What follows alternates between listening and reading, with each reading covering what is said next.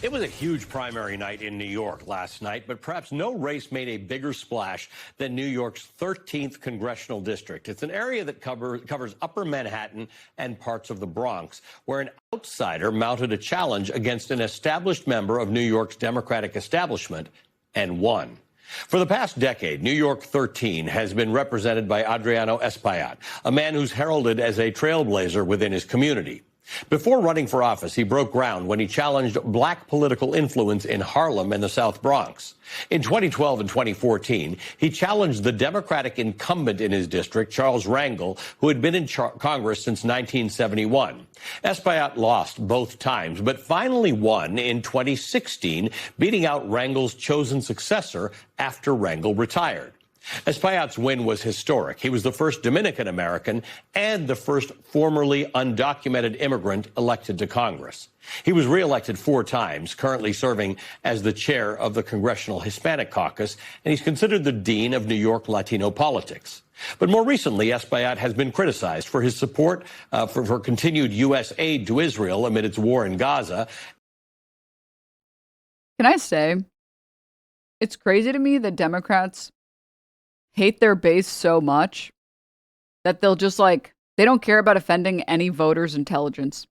Like they'll be like, excuse me, that man is Hispanic. Okay. So I need you to look past him being pro-genocide. Bitch, I don't care.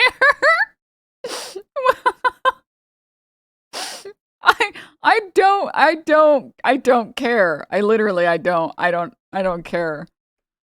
And for the support that he's received from AIPAC and affiliated groups.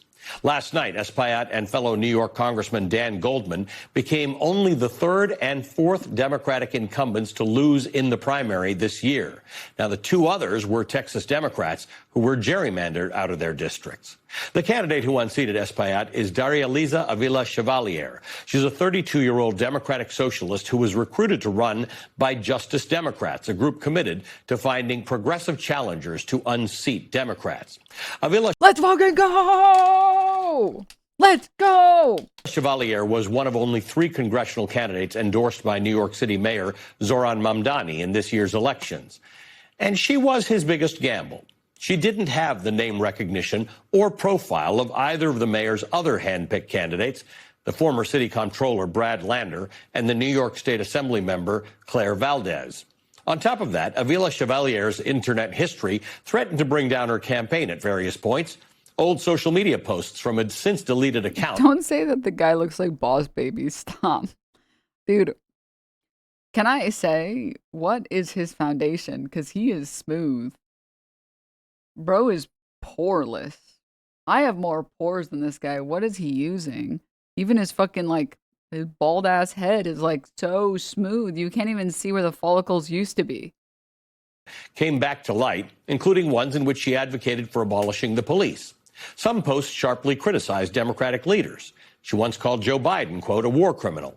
And in a 2021 post, she wrote, quote, F Kamala Harris. Please. You don't have to make me like her more. I already like her. Please. Okay? You really don't have to make her sound any cooler. She's already really cool. Okay? During a debate last week, she apologized to Harris after Espaillat pushed her to do so, and she said that she ultimately voted for Harris in 2024. Journalists also uncovered that she attended a controversial rally in Times Square on October 8, 2023, one day after Hamas attacked Israel. The rally was described as a gathering to show solidarity with the Palestinian people.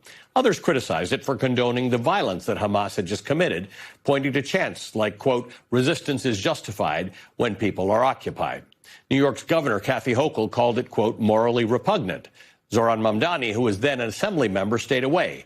Brad Lander, who is Jewish, condemned the rally and canceled his membership with the Democratic Socialists of America.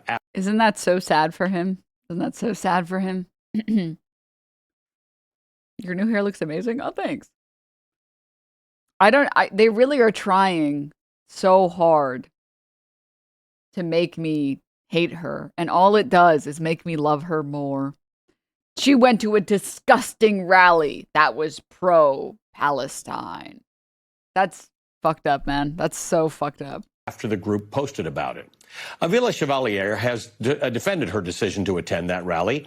New York's 13th district is solidly Democratic, so barring any other political shockwaves between now and November, she will be heading to Congress. Darializa Avila Chevalier has shown that she can win. Her victory in particular is emblematic of changing tides in the Democratic Party.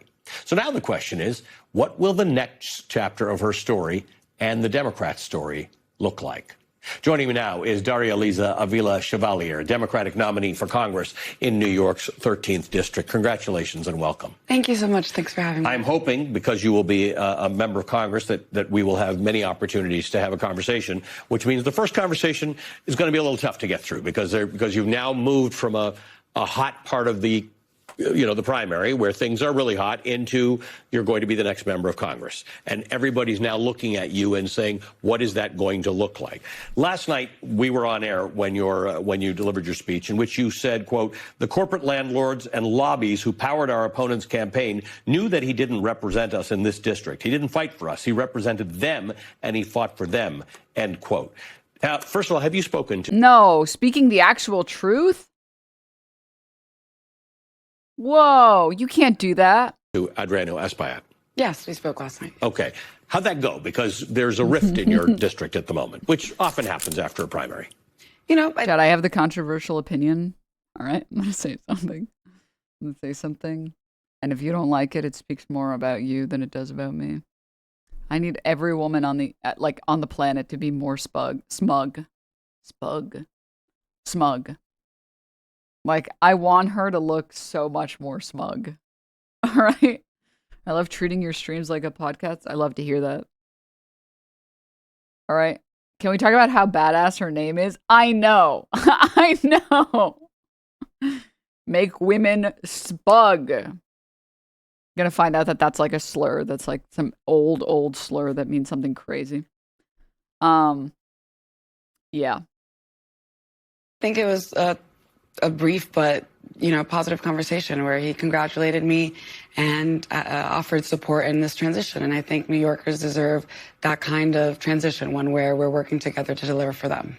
You have to do and say things in primaries, and then now you are the actual Democratic Party representative. That's not always the same as being a member of the Democratic Socialists of America. How do you square that?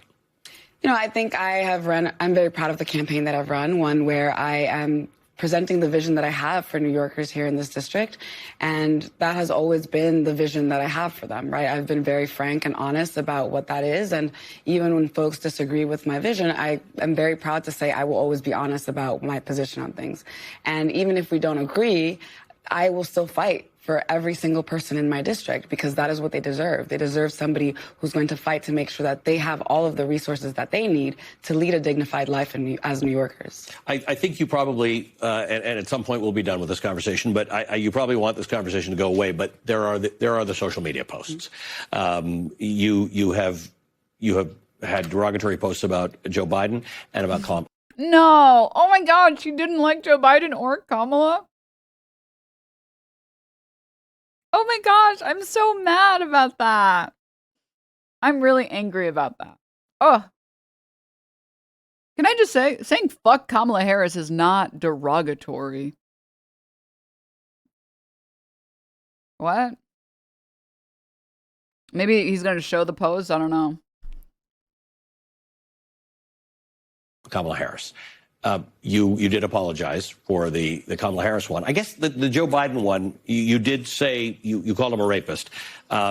Is that the kind of thing that just because you're sort of a digital native and that you do on the internet, or did you believe that and do you believe that? I think there was a lot of misunderstandings around where my posts, why they were deleted. I deleted my account many years back because I was focused on returning to organizing and my studies. I was working on a PhD program. And I think often we're asked to really have accountability for folks who have not held political office or have political power, and don't do the same for folks who are in positions of political power. Now, all that to say, I do regret my tweets, and that's something that I think has brought a lot of division, and that's something I regret because I just want everyone to know I respect her for apologizing because it's what she has to do to, like, at least try and play nice with some of the Democrats. But, and really, who amongst us hasn't been caught shit posting? All right.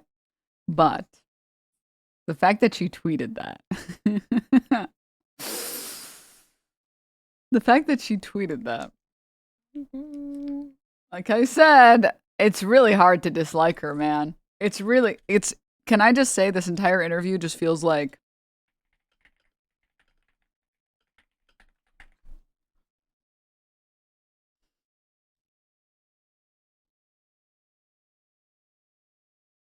wait.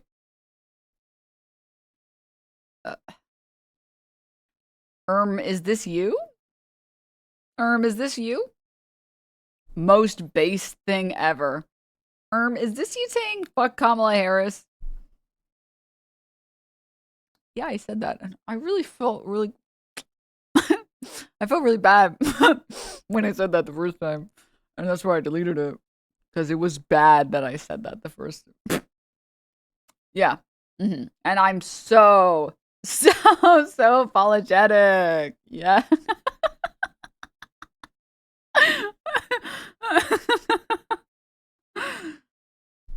As an organizer, my goal is always to unify our community and deliver for our community. And I think there is this question of why is it that when folks who do not have power, political power in this instance, are being held accountable for things, we don't also hold accountable folks who do have political power, where the decisions they are making in office every single day have an enormous impact on millions of people in our country, right? And I think for folks who feel... Dude, literally. Shit posting won't ruin your political career. Correct. Also, her Kamala tweet was about her anti-immigration stance, so just being totally based, huh? Yeah. Sounds about right. Disempowered. It's important to make sure that we're getting to the heart of where that sense of disempowerment is coming You actually from. said that with respect to your tweet about Kamala Harris. You said that it came from a place of you feeling disempowered. Mm-hmm. Yeah, and I think so many folks in our country feel that they don't have representation that is fighting for them, right? And that was part of why I decided to run, because I've felt that abandonment from establishment politics that looks at my community as though it is merely statistics and not people who are worth fighting for, and not the policies that will actually better their lives. And too often we've seen folks go into office and close the door behind them, but what we need is representation that's actually going to listen to the community, hear the frustrations, and open that door and keep it propped open so that everyone can be part of their democracy. So I want to talk to you because you are part of a group of people who want to hold people in power to account. Mm-hmm. And I want to talk to you about that with respect to Adriano Aspayat, money that has come into that campaign, including money from AIPAC-affiliated groups. But I need to set the context on that first because of this conversation about this rally after October 8th. You have strong beliefs about Israel's targeting of civilians in Gaza, which completely dwarfed what... Can you believe having strong beliefs? Having strong beliefs about genocide. Everyone should have weak opinions about genocide. Like, I don't know. And maybe. And it's still up in the air. You know, some things are gray. Yeah, that's what I want in a candidate. When I want them to speak about genocide, that's what I want them to say. That's exactly what I definitely don't want them to say genocide is wrong and we shouldn't fund a nation doing a genocide. No, I don't want a candidate to say that. I want a candidate to say it's just really complicated. You know, we send them money, we give them weapons of war, and then they kill a bunch of people. You know, it's just a complicated situation. It's a really nuanced situation, man. What happened on October 7th. That said, I think I'm going to guess that you agree that innocent civilians shouldn't be targeted by anybody, regardless of the reason or the grievance. And that stands for Israel and that stands for Hamas. Yeah, of course. Because people have associated you with being supportive of what Hamas did on October 7th. No, I have always been very clear that at the core of every one of my values is fighting for human dignity and human life. And Sorry, really quickly with this chatter. When you say fuck someone, it's derogatory. Just admit that you fucked up. Let's try this out. Fuck Chevalier, does that sound okay? I was just showing how bad it sounds. Like her. She just messed up. You know you can be mean to shitty people, right? Like, you know that, right? Like, if someone said, like, fuck Hitler, you wouldn't be like, whoa, whoa, whoa, whoa, whoa. It's just messed up that you would go that far, right? Or someone said, fuck Nazis. You know, you wouldn't be like, whoa, whoa, whoa, whoa, whoa. Calm down. Let's not get too crazy around here. Just admit that you messed up and you were being a little too aggressive. Like, there are some people that use their power, political or monetary, to make the world worse. And you can say, fuck those people. That is your, first of all, freedom of speech. But second, I would argue moral obligation. I would say if you saw Stephen Miller in public, it would be your moral obligation to say, fuck you, Stephen Miller, fuck you. If you see Rick Scott, I think it's your moral obligation to use your freedom of speech and tell them to go fuck themselves. And that they are absolute fucking repulsive pieces of shit. Same thing with, Randy Fine is like the best example of this. Like, you're supposed to be our public servants, and yet here you are doing nothing but destroying this country. Thank you. Love that. Kamala Harris was nothing as bad as that. I understand what you're saying, but it just sounds bad when you're trying to represent a lot of people.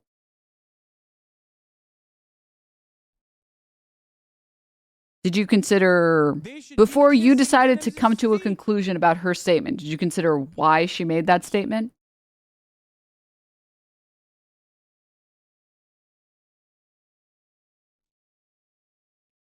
Hmm?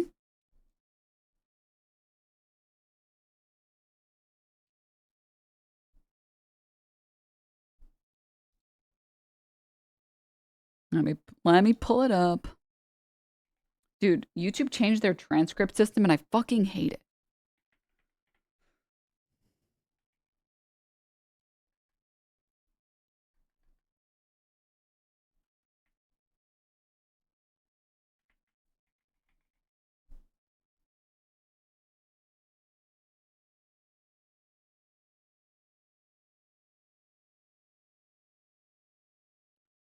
Okay, why did she say fuck Kamala Harris? Really quickly, I just want you to recognize the fact that you jumped to conclusions and assumed she didn't have a good reason to and that she should apologize. Just want you to know that for a moment. You didn't immediately ask, what was she saying it in context with? Or like, what was the context of that statement? You assumed that there was no good context and that she shouldn't have said it. That's what you assumed. Beyond that point, let's see. That I play all the time because it's funny, but it wasn't funny at the time when she was saying it. And that was a moment of frustration for you. And as someone who has voted for Democrats, do you feel like you have every right to express your frustration at the Democratic Party?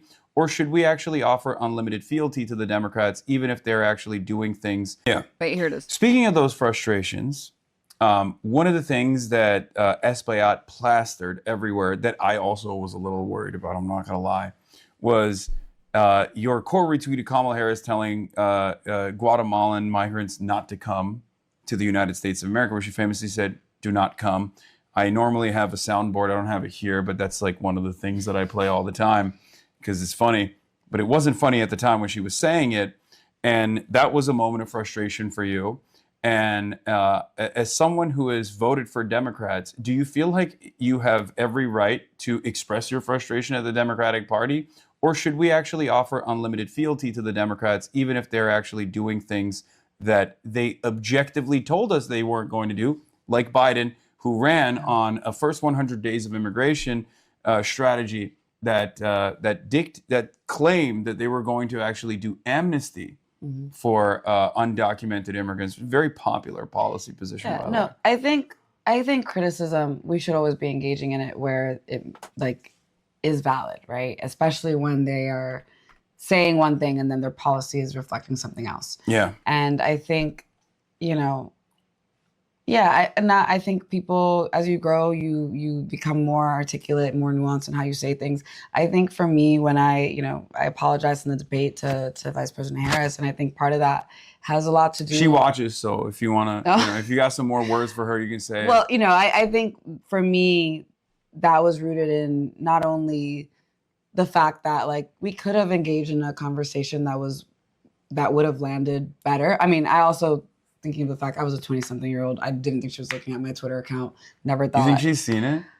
She's got to. I don't know. I mean, at this point, maybe. How do you think she feels that someone who said fuck Kamala Harris defeated the long-term incumbent? Yeah. Dude, I know Democrats are mad. Establishment Dems are fucking pissed.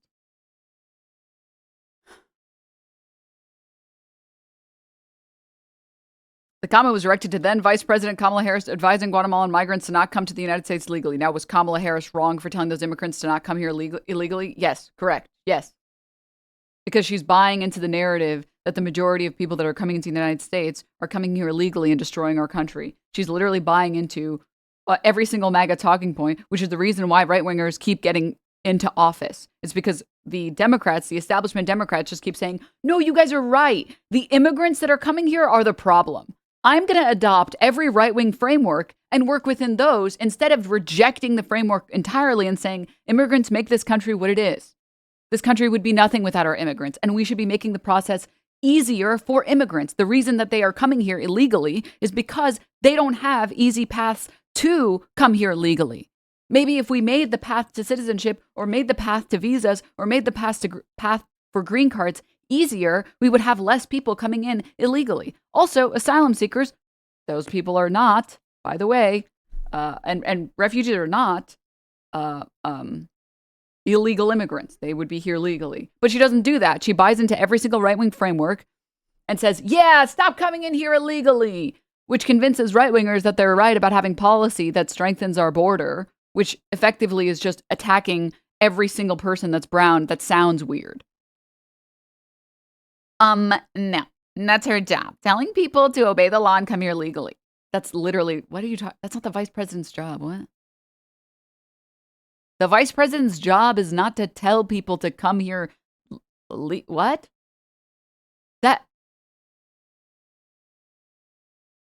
That's not the vice president's job. The vice president's job is not to go on stage and say, obey the law. That's not. What?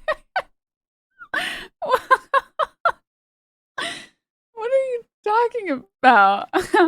Maybe her job is like a DA, but maybe you're getting timelines confused. What? What the hell are you talking about, brother? Her job is to express the policy of the administration. That's what she did. Telling people to not come here is not expressing the policy of the administration. Expressing the policy of the administration would be, hey, we will be implementing policies that make it harder for you to immigrate here legally. So not only would her statement not have been what your job description just was, but it's also, both of those things would be still bad. Oh my God, dude. Incredible. Do not come. Do not come. Imagine not understanding why Kamala Harris lost. No one wants Diet Coke when Coke Classic is right there. But like literally. Like literally. If you want Democrats to keep losing, keep doing what you're doing, buddy. If you want Democrats to actually win ever, you need to recognize that buying into the right-wing framework of everything is why Democrats keep losing. That's literally why.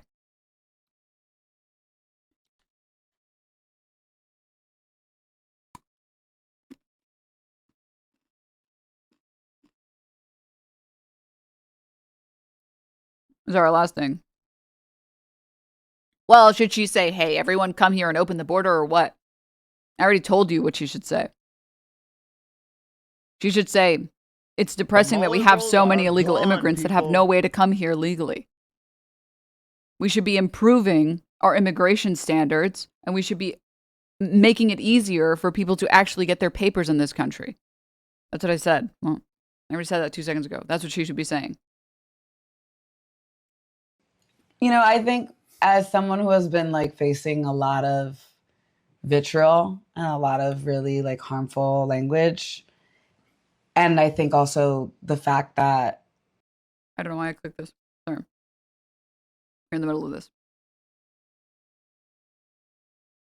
Also, Smokey, thank you for the 5 gift subs. Rando, thank you so much for the 20 gift subs. Thank you. Session, thank you for the gift sub. Killa, thank you for the prime. Siren, thank you for the 6 months. Olas, thank you for the 7 months. Oh, I already said thank you. Thank you, guys. Thank you again, Rando Taco, for the 20 gift subs. Same shirt. Wait a minute. She's a one-shirt Andy, just like me. We have so much in common, Chevalier. I don't mean to, like, alarm you, but we're, like, so similar. the reason I was there was at that rally. Denims' feet. Razington, thank you for the 5 gifts. Is because I have been advocating for Palestinian human rights and dignity for most of my adult life. And knowing that historically what we have seen is that whenever there is an incident that happens in the region, there is an outsized reaction, one that costs thousands more people their lives. And that was what I was there to stand against, because it was a pattern that I had seen consistently throughout my organizing and throughout my experience in the region. I was actually in Palestine in 2014 in the West Bank, and I was there at a time where tensions were rising. And I believe it was almost either the day after. What the hell? Rando Taco, thank you for the 47 gift subs. What the heck? Everyone, if you got gifted a sub, say thank you right now, or Dan Clancy will permanently ban you from the platform. It's actually the rule. If you get gifted more than 1 sub and you don't say thank you, you get perma-banned. Okay? And then your house explodes. So, yeah. The day I arrived, or the day after I got back to the United States, that Israel began bombing Gaza. And over 1,400 or maybe 1,800 folks, people were killed in Palestine, in Gaza at that time. And I remember being home and scrolling through the faces and names of the people who had been killed and feeling completely powerless to do anything about it. People who looked so much like the people I had just left in the West Bank. And knowing that day that we were in a situation where something similar or bigger would come to pass, that was what I was there to stand against. It wasn't as central an issue in your campaign as it was in the Brad Lander, Dan Goldman campaign. But the AIPAC and AIPAC affiliated money that came in against you was bigger. I mean, it was a lot of money. And you've been very critical of Adriano Espaillat's relationship with Israel and continued acceptance of funding inoffensive weapons. Tell me how that played out. You know, I have from the very beginning been very critical of the fact that he has taken over $670,000 to his directly to his campaigns from AIPAC. He has taken over $115,000 from ICE contractors, over $250,000 from real estate developers that are pricing people out of our city. To me, at the heart of this is the way that money is a form of accountability, and to whom that accountability is to. So the fact that he was taking money from these institutions, from these right-wing lobbies, which is what AIPAC is, it's a right-wing lobby that backs Republicans and Donald Trump, and then also backs... Betelgeuse, you can't say that during Pride Month.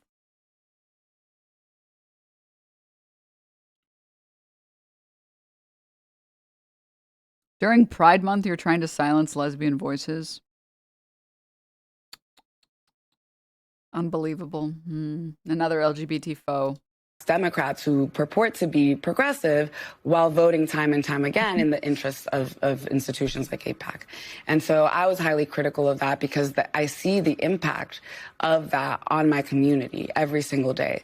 When you have someone who's taking money from the real estate developers that are pricing us out, and it's no wonder then that in a district that is the second poorest congressional district in the state and by some measures the country, that it is so deeply unaffordable for folks when the rent rises to the average of $4,000 for a 2-bedroom in Harlem or Washington Heights. And so, I think the fact that so much money was poured in, not only directly into his campaign, but also in outside spending, where we saw over $7 million. And we won't know how much of that was AIPAC for a number of days. A lot of that funding came in after June 10th, exactly. which means nobody has to report it until the next cycle.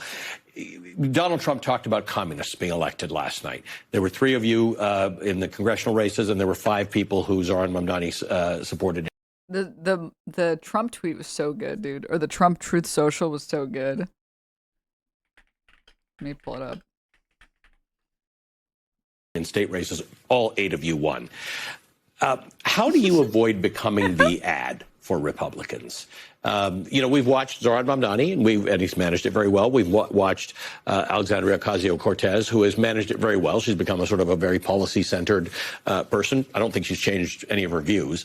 How do you navigate this road? Because now you are a member of the Democratic delegation. You will be a member of the Democratic delegation, and you're going to appear in all sorts of people's ads, all sorts of Republicans' ads to say, this is what you're going to get. It's such a stupid fucking question. Oh, yeah? Well, a bunch of people are going to call you a communist. It's like, dude, they called Nancy Pelosi a communist. They called Kamala Harris a communist. Okay, free promo, girl. Like... What? No, I don't. It's so stupid. Oh my god. Denims, have you tried Oikos? They're so good, much better than muscle milk. Well, I don't think this is muscle milk. This is like the Fairlife Core Power. And the problem with the Oikos is that I'm a fat fucking chud, so they're not filling at all. So I could eat like 40 of them. Like I could just like straight chug 40 of them, and I feel like I drank water. Honestly, it's somehow less filling than water, so I can't buy them anymore. I was having those, then I was realizing that my calorie intake was fucking insane. And I was like, uh-oh. These aren't filling. Uh-oh. If you vote for the Democrats, a communist. I think that... This is what delegation, and you're going to appear in all sorts of people's ads, all sorts of Republicans' ads to say, this is what you're going to get if you vote for the Democrats, a communist. I think... Based alert? Hello? Base department? That framing is one that I've... Contra, thank you for the 10 gift subs. Is that a promise? Do you pinky promise? Been very proud to be able to say I don't respond to. One in which I have been very intentional to say I won't be reactive. We are presenting a vision of what we're fighting for. And Can I just say...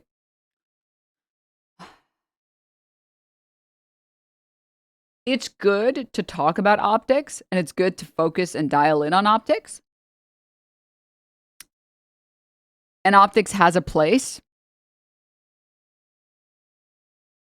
But if we're talking about the optics of what bad faith agents will do, who gives a shit? Like, Fox News is going to call anyone who is to the right of... Fetterman, a communist. It's a statement that has no meaning. Why would you appeal to Fox News or Fox News viewers? They're going to call you a communist anyways. Shouldn't you just have good policies then? Just have good policies, forehead. And if you have good policies, who cares about everything else? So did I say to the right of? I meant to the left of Fetterman. I think for far too long, we have had politics that is reactive to what... This is so funny. Mayor Mamdani pulled through 3 solid communists. He has received loud and universal applause from the fake news media. Congratulations, Mr. Mayor. I went 16-0 last night, helping to elect wonderful American patriots, and the media doesn't say a word. Over the last 2 years, my endorsements have netted 259 primary wins, almost no losses. with zero media attention. Okay, first of all, I gotta say, you're the president, brother. She came down in a bubble. Like, yeah, no shit, the president's endorsement is gonna have a little bit more reach than a mayor. Just really fast, okay? You have the national stage, brother. But,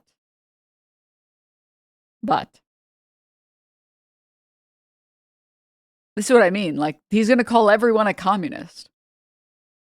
Who cares? Like, why would you do that?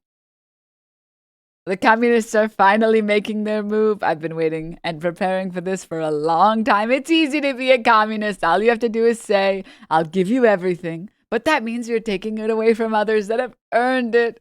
Yeah, for sure. Elon Musk definitely earned his $1 billion. Over thousands of years, that ideology has not worked once. He literally said China made communism work. Well, Trump, China, communism worked. Where's the clip of him saying it? Maybe it was socialism. I thought it was communism.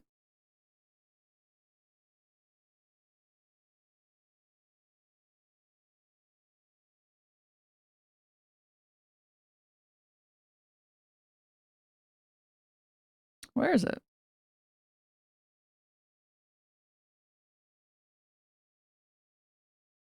I'm trying. Someone in here has seen the clip that I'm talking about.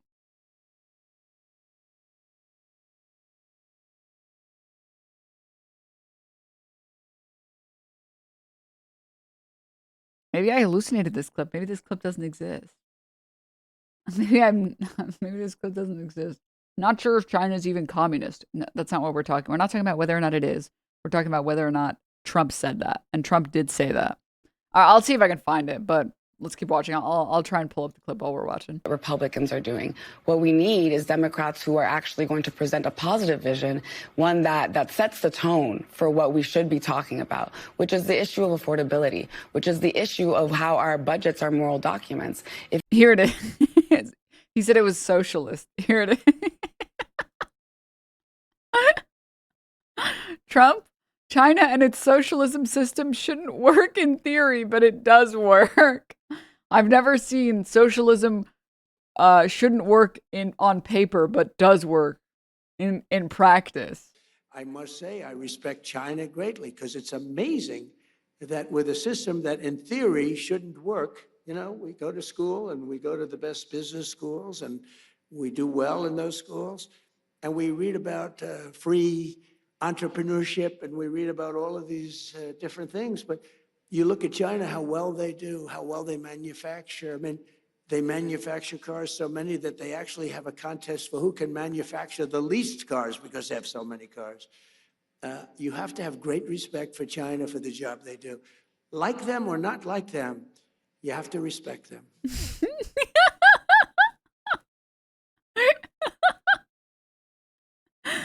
I never thought I would live long enough to see people switch from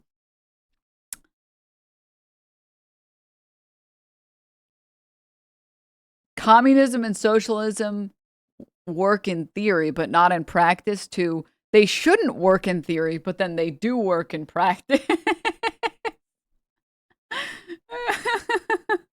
Oh, God, dude.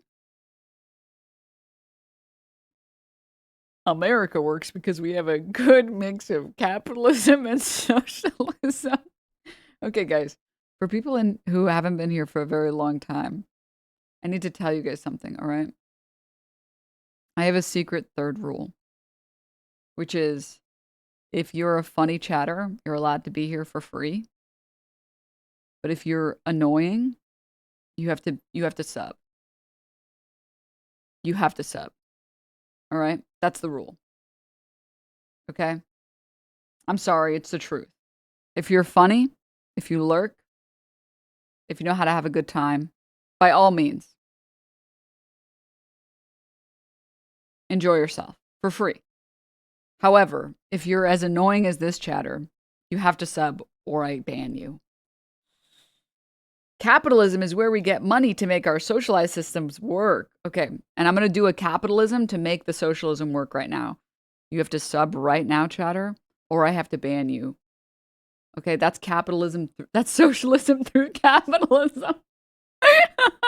But actually, if you don't sub in the next 5 minutes, no one is allowed to gift a sub, all right?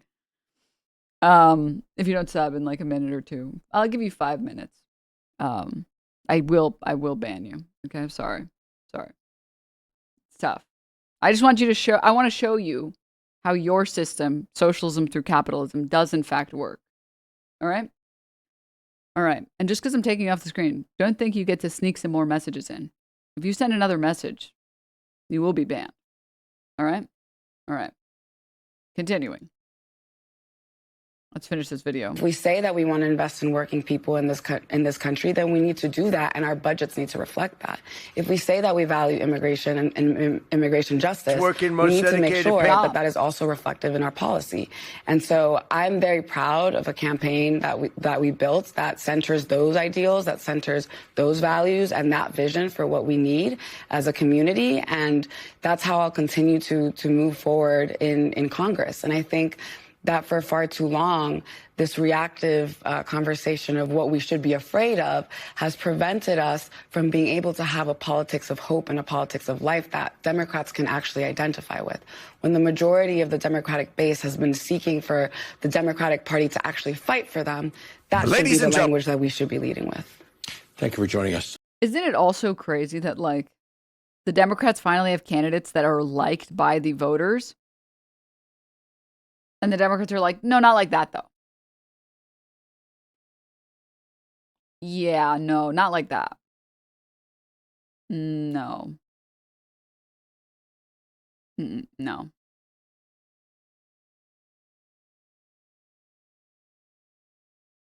So you threaten me because you disagree and can't stand to hear my opinion? You clearly haven't run into the people in here who are right and annoying. You ever talk to a vegan? Have you ever spoken to a vegan? Because some of them are very correct, and it makes them more annoying. Being annoying is not a matter of right or wrong. It's just a matter of being annoying. It's pretty simple. I don't care that I disagree with you. You're annoying when you're doing it. What the hell, girl? Why pick on us right now?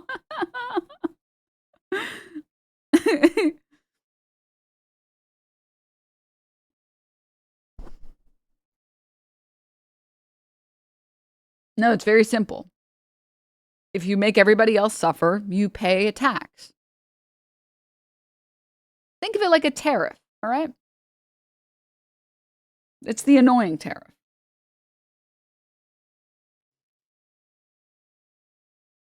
Yeah, this no. Dude, this is like a core memory for me, Betelgeuse. Ad hominem. Dude, I straight up don't like or respect you as a person.